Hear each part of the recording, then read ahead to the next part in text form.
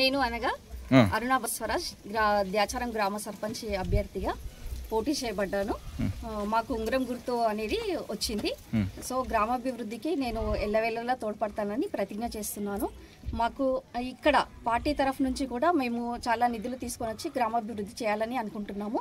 Party అనగా మాకు నేను మా అత్తగారింటికి ఊహ తెలిసినప్పటి నుంచి ఇక్కడి వచ్చినప్పటి నుంచి మా వాళ్ళందరూ కాంగ్రెస్కే ఉన్నారు.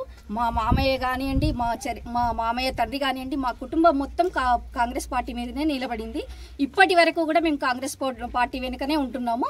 సో ఇక్కడ తెలంగాణ నియోజకవర్గ స్పీకర్ గడ్డం ప్రసాద్ కుమార్ గారు ఆధ్వర్యంలో మేము ఆయన వెనుక ఉంటున్నాము.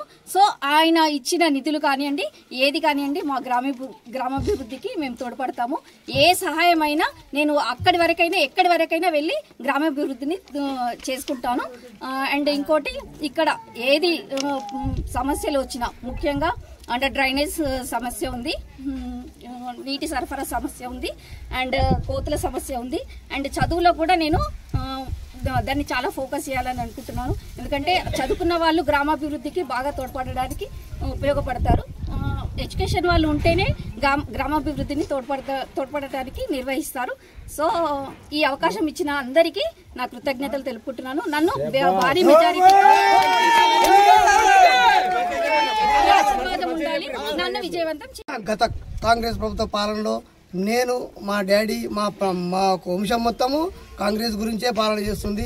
మన ప్రసాద్ కుమార్ ఆదేశాల మేరకు మాకు బీసీ లేడీస్ రిజర్వేషన్ వచ్చింది కాబట్టి మా ఆమె నిలబెట్టడం జరిగింది.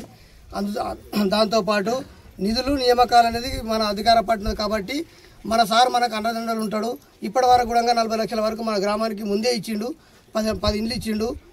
ఇప్పుడు మన మెస్సివాడలకు కొంచెం బాగా ఇండ్ల పెడతా ఉన్నది కాబట్టి ఇంకో కొంచెం మనం గెలిపించి అధిక మెజారిటీతో గెలిపిస్తే సార్ తోటి మంచి అవకాశాలు ఉంటాయి. సార్ని అడిగి తెచ్చుకుందామని మా పెద్దల ఆశీర్వాదంతో ఇలా వాడడం జరిగింది.